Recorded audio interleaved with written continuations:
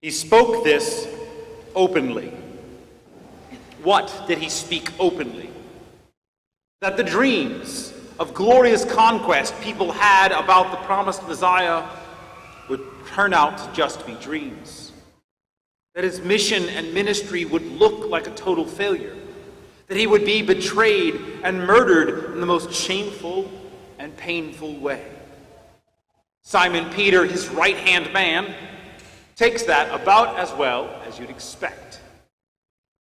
We so often look at the crucifix and are so familiar with how the story ends that perhaps we don't allow ourselves sufficient room to truly comprehend what it means to be the disciples of a crucified master, to really carry the cross after him. Yesterday, September 14th, was the feast of the exaltation of the Holy Cross.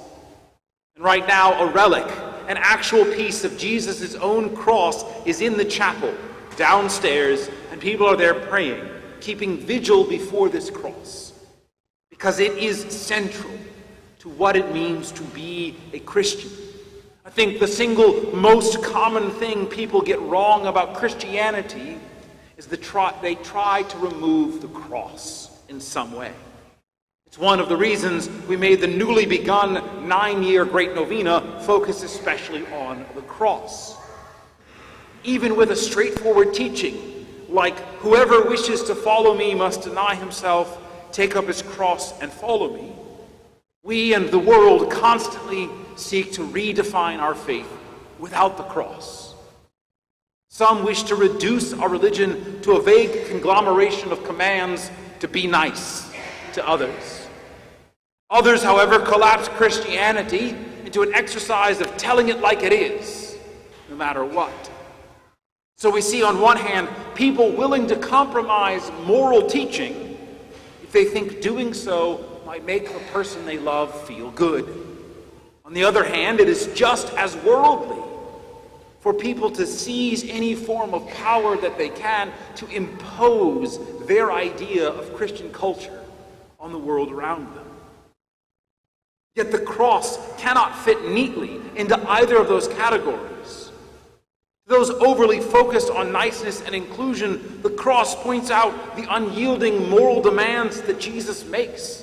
The 10 Commandments, forbidding divorce, the call for humility. You add in his frequent sayings about the power of truth and the teaching that if you love me, you will keep my commands. And it becomes difficult to have intellectual honesty about saying Christianity is a religion purely of kindness and inclusion. To those overly focused on truth, however, and power, we rightly point out just how often Jesus chooses to align himself with weak outcasts. I've heard it said, I've said it myself, that Jesus was not killed for being too nice. But in one sense, he kind of was. Note carefully what first triggers the plot to kill Jesus. It is because he healed someone. Because he was too nice to someone on the Sabbath, the scribes and Pharisees set in motion a plan to kill him. So we cannot easily get away from the sometimes harsh demands of truth on one side or the uncomfortable requirements of love on the other. And rather than avoiding this conflict, Jesus leans into it, insisting that what looks like a tension between truth and love is actually a unity. And we must do likewise. So what practically does that look like? First is to answer the question, who do you say Jesus Christ is? Seriously, I want you to define Jesus for yourself.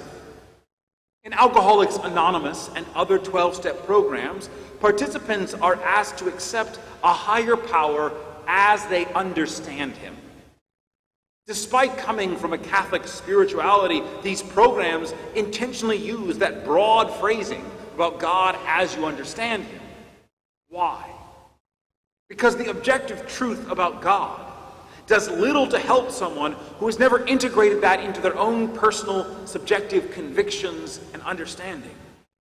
It's good that you can define the Trinity on a test, but it matters far more that you interiorly and personally grasp the Trinity as your living God. So here's a little homework this week. Sit down sometime in the next week and write out who Jesus is to you. Don't just copy it out of the catechism or write what you think I want you to say. Search your inner conviction. It doesn't have to be creative or use unique phrases. It just has to be true. What do you really think and really believe? And if you write out that answer and then see that it doesn't line up with what it should be, okay. Honesty about what you really think is essential. And only from that starting point can you begin to work towards more closely aligning the God of your understanding with the truth of what he has revealed to the church. And you should do that. And that step is essential because it is only after correctly identifying who Jesus is that the apostles are ready to hear him speak openly about the cross. And that brings us to the second practical step, to hear what Jesus says. Reread this gospel. Reread the Beatitudes, the agony in the garden, and Jesus' teaching at the Last Supper.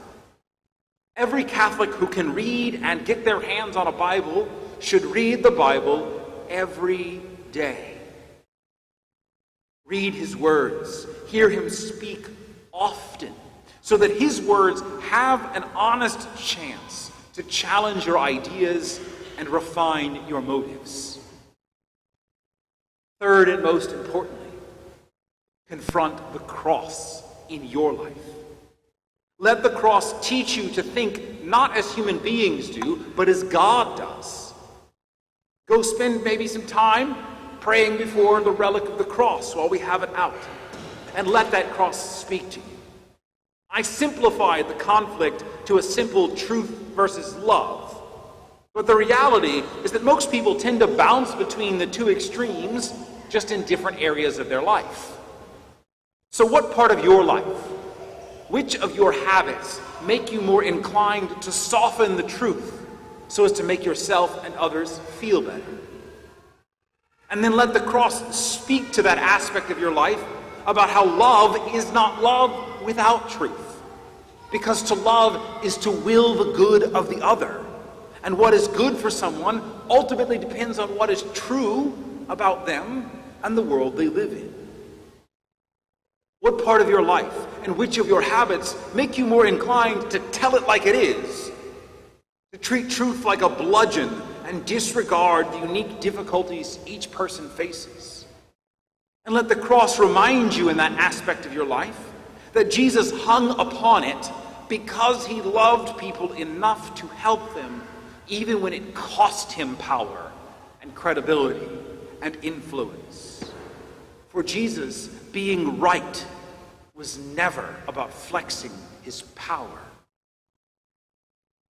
And then all of us sometimes hesitate to carry the daily cross of life. So take the time. If you don't go see the relic, then look up a picture online of relics of the cross and see just how small they usually are. Just a splinter of wood. And consider seeing that splinter as your share in the cross of Jesus Christ. Taking courage, knowing that he not only carried a much greater burden, but he carried that actual splinter to Calvary already. Your burden has already been brought by Christ to the cross, to the resurrection. So whatever your challenges, whatever your particular struggles in reconciling love with truth and truth with love, look to the cross. Do not avoid the tension it represents. Do not drop your share of its weight. It represents a death we cannot avoid. But do not be afraid. Ultimately, we are going to lose our lives to something, no matter what we do. But by the power of that cross, we can turn an unavoidable loss into unending life.